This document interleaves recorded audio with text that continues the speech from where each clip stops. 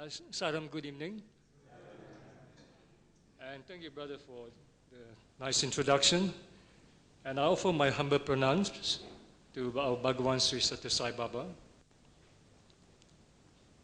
And I thank Swami for granting us this safe journey to attend today's retreat. And my acknowledgement to a number of people here, brothers Billy Fong, Suresh, Mandran, Raju, sorry, I missed the other one, Reddy, and also Nakira. Maybe my nerves is getting onto me now, so I'm forgetting names quickly. Anyway, thank you for having me here tonight, and I'm certainly very delighted to be here because I'm really having fun here because everybody here seems to be enjoying themselves. People are relaxed, there's a lot of energy here, and it's really good. And I'm impressed by the effort and the professionalism that the organizing team has put in together into this retreat. And there is much we can learn from you. And please join me to give them a round of applause in appreciation for their effort, and also for the people who have cooked the food and doing the dishes as well. And today's retreat actually marks another very important milestone in the development and progress of the transformation program in Malaysia. I'd like to congratulate the team members for their persistence and confidence in the program to come this far, and also organizing today's event.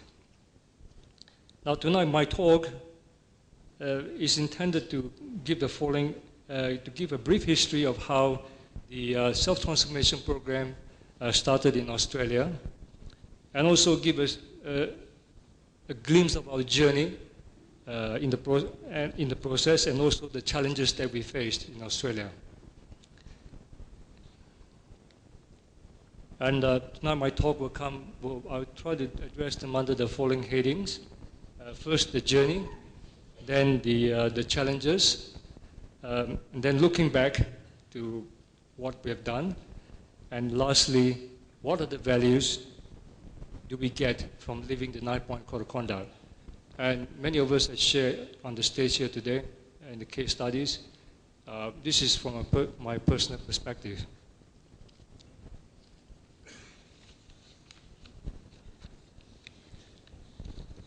Now, before starting, could I please have a show of a hand? How many of you here are not part of have not started in the program or just started? How many of you here?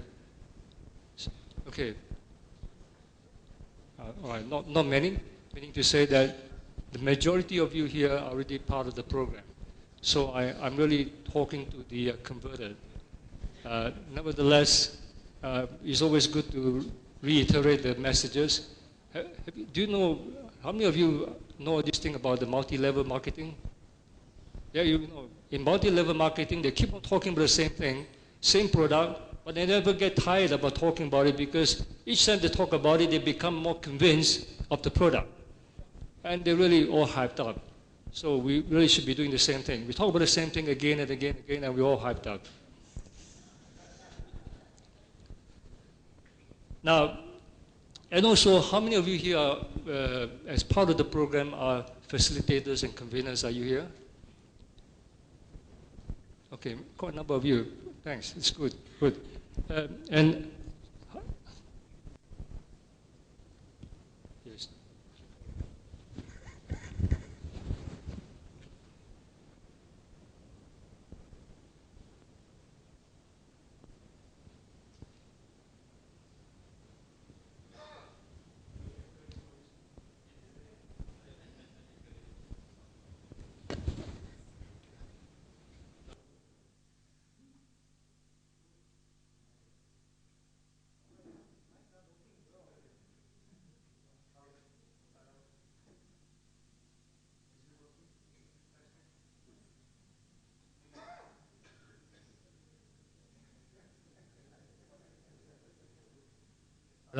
Salam, thank you.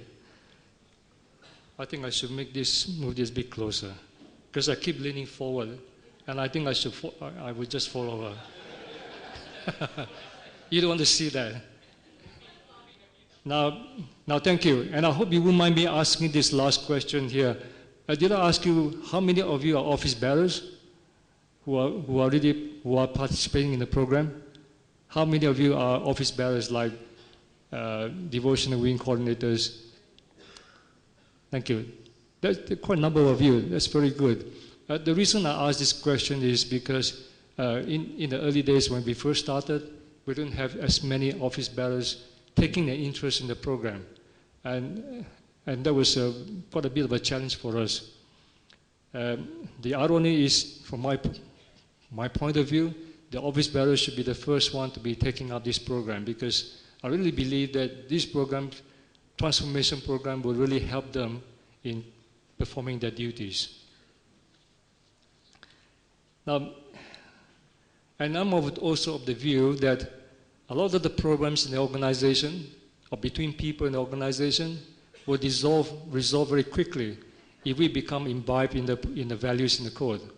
And we all know that. For some reason, we still don't do it. Okay, but there must be some underlying factors here which we are missing out. The 9-point code of conduct was not explicitly or adequately dealt with. A newcomer coming to the center probably don't even know of its existence at all.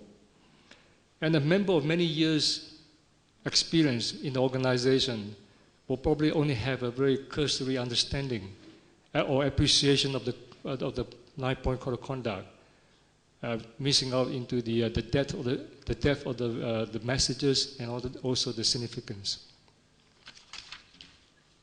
Thank you.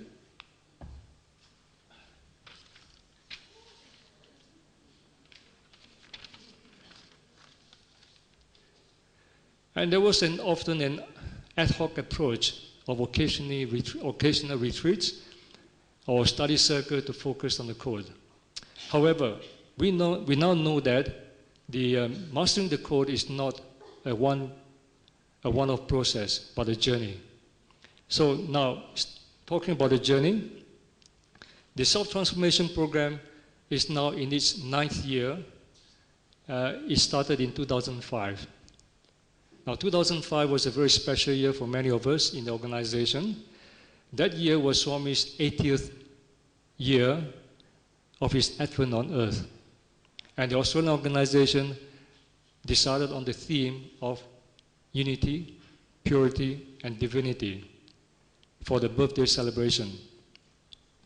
And Jyotish has covered this talk this morning, in his talk this morning, about how this theme has permeated into the program and expanded our consciousness to look at the Sai centers as our Sai villages in the city. Now, in that year, as office bearers, we were looking for ways to improve our commitment to Swami's teachings. Then Swami seemed to have responded to our question by sending Brother Kumar, who was then the National Youth Coordinator for the youth, to run his workshop in Perth. The workshop was about the Sai Warrior, or Sai Warrior Plan, or Sai Warrior Program, not so sure now. That was in October 2005. Both Brother Jyotish and I attended this workshop. I must say that initially I was not all that taken up by this workshop. But then the story of Brother Kumar's encounter with Swami started to grow on us, on myself. And we felt that Swami was also saying that we, the adults too, lacked commitment. So our center chairperson and the committee decided to come up with a program and launch an adult version of the Sai Warriors program, or the youth program. And we call it the Sai Sadhana program, as Brother Raju mentioned today. Now, we didn't use the Sai Warrior for this one. We call it Sai Sadhana because the Sai Warrior will not go well in the Australian society, because they get a bit worried each time when they see the word warrior. It's like something aggressive, maybe. However, subsequently the program was renamed to Self-Transformation Program, as you know it now, when it became national. The Sai Sadhana was initially in the study circle format. We held this study circle at the devotee's home, and we would meet for a couple of hours each time. And because we had focus in the study circle at the home, we had focus on a point of the code at a time. Each time we only do one point of the code. We were able to go deeper into the subject, in the discussion, analysis, and the stories that came out eventually became the basis of many of the case studies that you see in the transformation program modules. As we found much benefit from these study circles, we became more daring. And we wrote to the National Spiritual Wing Coordinator at the time, Michael Trust, and to ask him to suggest to him to introduce the same program to centers across Australia. After some initial reservations, and then with Swami's grace, we were able to overcome the obstacles. So the program started to take root. I should say, though, that at the time, Brother Jyotish was the main proponent and driver of this effort. I was still then the reluctant passenger and the navigator. Navigator from the point of view because Jyotish knew that I knew quite a number of people in the Central Council and who to approach for the support to promote this program. Somehow, through all this lobbying, I suddenly found myself being appointed the next spiritual wing coordinator for the term 2007-2008. So Swami had now put the responsibility on me. I had to deliver the goods because I was starting to champion the program. And to tell you frankly, I was scared. I was quite nervous about it. I was afraid of this new assignment. I wasn't sure that I was up to the task. But I knew that I couldn't say no to Swami or resist the challenge of promoting this self-transformation program. So I took the risky step into the unknown by putting forward the program as one of my central topics for delivery. And I remember preparing for my talk at a senior office bearers meeting. That was in 2007 in Sydney, and the words I put together to stir them at the meeting, to get them to take notice. And I found it very scary to deliver tonight. I find it scary to deliver the message, much like tonight. Many of you here, all looking forward to me. Now, my faith was being put to the test, and my life as an office bearer had suddenly become very daring, and all I had was my faith in Swami and his teachings. Then after I delivered the talk, things started to happen.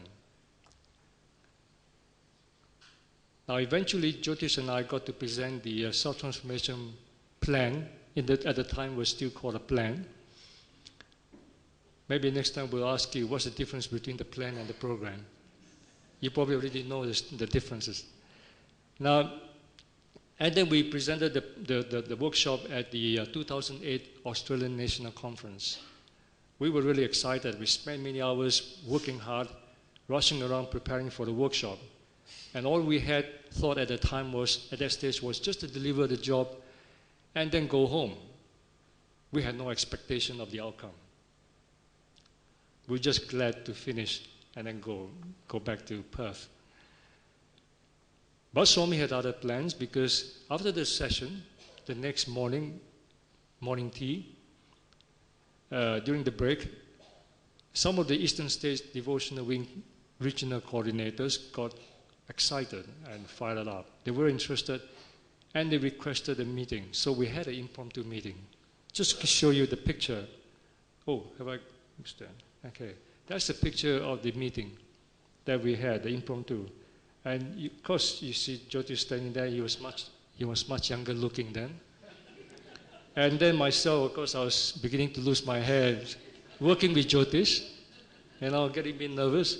I don't know what he was getting me into. And then there's Bhaskar. Bhaskar was actually new in this thing.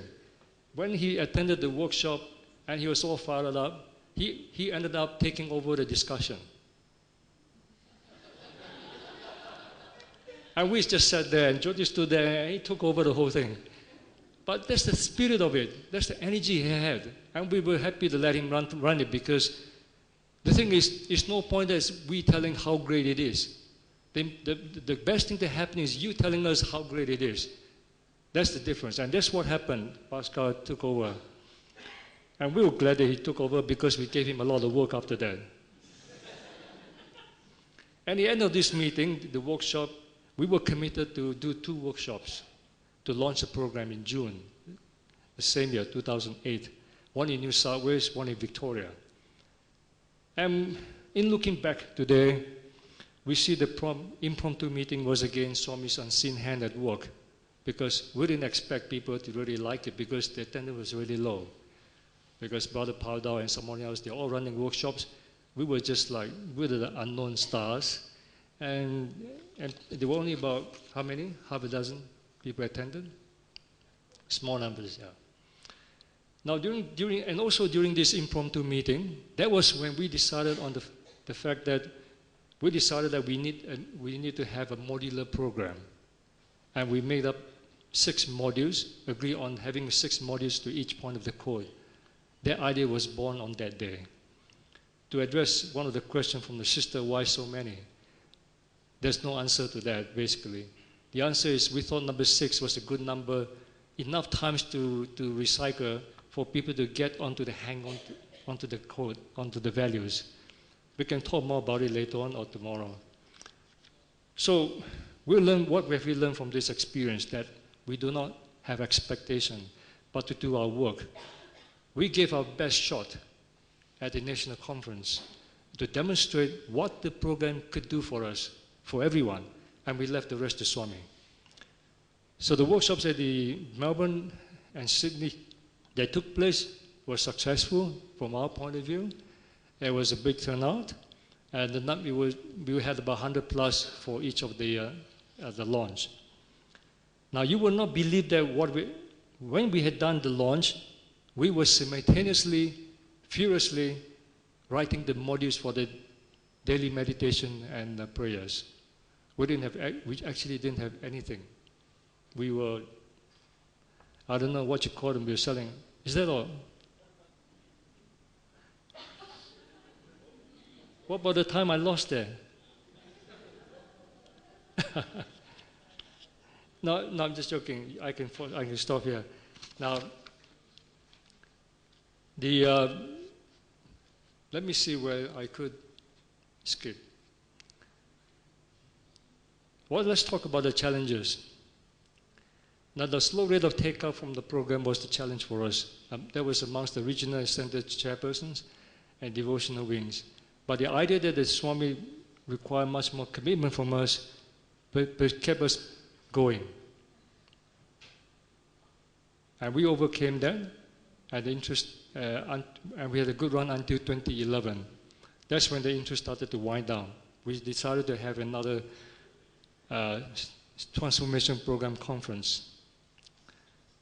Now at this conference, we did one important thing. It was a big milestone for us, was to form the national core team. I won't go too much into the details of the national core team because I can do it some other time. Now, the important thing I'd like to mention here is the slowly the take-up of the program stems from the following. Many of the office bearers have felt that it was simple to deal with the 9-point code of conduct, and they've done it before in study circles, so on. So they didn't think it was necessary to get too much involved in it. And they also felt the messages from the code were obvious, so not much more needed to do. So, among other reasons. So basically, if you're interested in something, you probably wouldn't look for excuses, you just go for it. But if you're not so keen, there will always be reasons. We can come up with 101 reasons, so that's okay. Anyway, the attitudes have changed. And the people are beginning to realize that the understanding in the code have been very superficial. The ad hoc sections and study circles hadn't done enough. And we realized that until we do something about it, we are barely scratching the surface of the iceberg. What we understand, what we think we understand in 9-point conduct, we're just scratching the surface. There's a lot more to it. Believe me, I think you would believe that's why you're here, and that's why you're part of it. Now, when I finish, I'd like to share one thing because it's very useful. Because he also addressed a couple of the questions that were mentioned here. I'll just go into what value do we get from the 9-point code of conduct. Now, as an example, on the agenda, I noticed a reference to maintaining silence. Now, one of the significant outcomes for my involvement in this program is my feeling of quietness in my person. My mind is now less disposed to having disturbing thoughts and noise from the events of the day, because the mind can be capturing what happens and become very disturbed. And we take these disturbances in the mind to bed. Now, many years ago, or not so many years ago, like in the last 10 years ago maybe, I've been to a course called Landmark. How many of you have been to Landmark? How many of you heard of Landmark? Only 1, 2, 3. Landmark is a $65 million industry of running self-development program, self-esteem program, helping people become, increasing their self-confidence and self-esteem. And they make good money from that. There's nothing, I'm not, rubbishing them. It's good if they're doing good program. Now, and they recognize this noise, they call it the racketing of the mind syndrome. The racketing of the mind syndrome. So when you go to bed, you keep on thinking, what happened? Why? This person's upsetting me. Why am I so upset? Now, look, you don't have to spend a few $100s to some courses like this to tell you all about this and how to deal with it. I'm telling you from personal experience, the STP will do it for you, and much, much more. That is if you follow the guidelines to the journey. Yeah, and it's free of charge. And you saw me as the tutor, Now,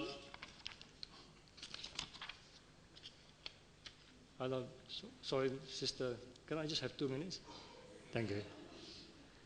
I just want to share this because it's really worth sharing, because he also addressed one of the questions raised. And I just want to show this here. This is the book I bought last month when I was in Singapore. The title of the book is The Leader, the Teacher, and You. Now, this is in concluding. I wanted to say this.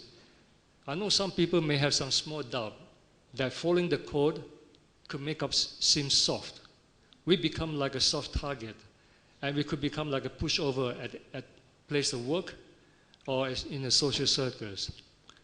Now, I'd like to share with you a true life testimonial of a very successful career person with a religious and spiritual background, and who has worked in a very competitive environment to demonstrate that, on the contrary, spiritual pathway will create success.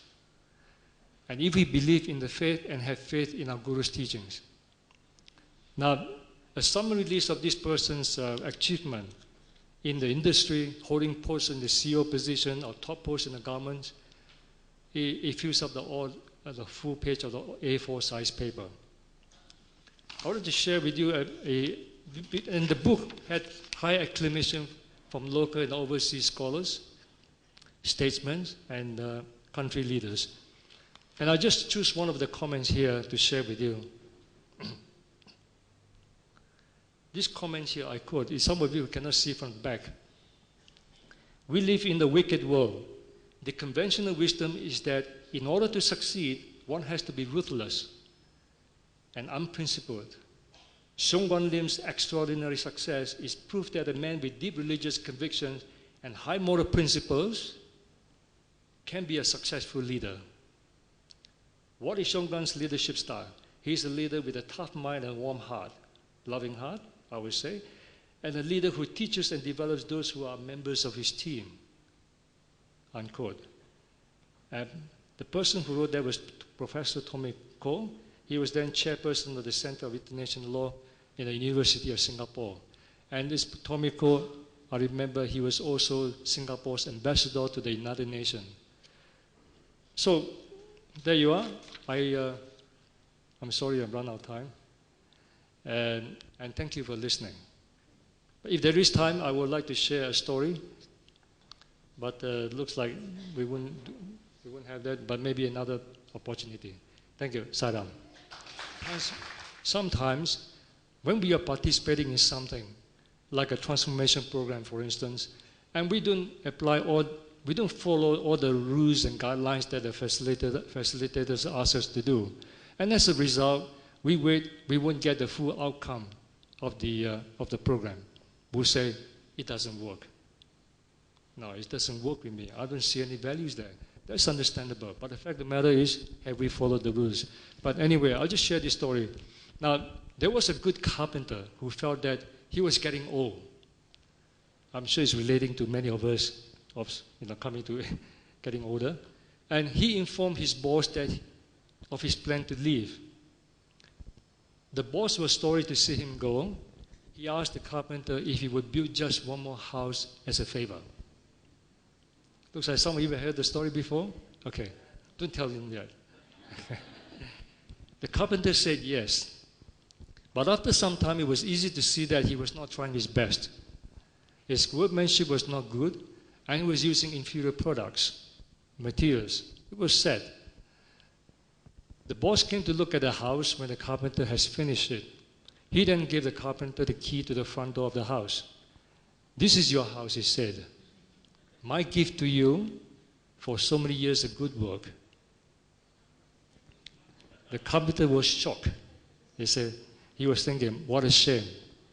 If only the carpenter had known that he was building his own house, he would have done his job differently, wouldn't it? Wouldn't he? He would. Yeah. Now he has to live in a home that he had not built properly. Well, I think you can conclude the story yourself.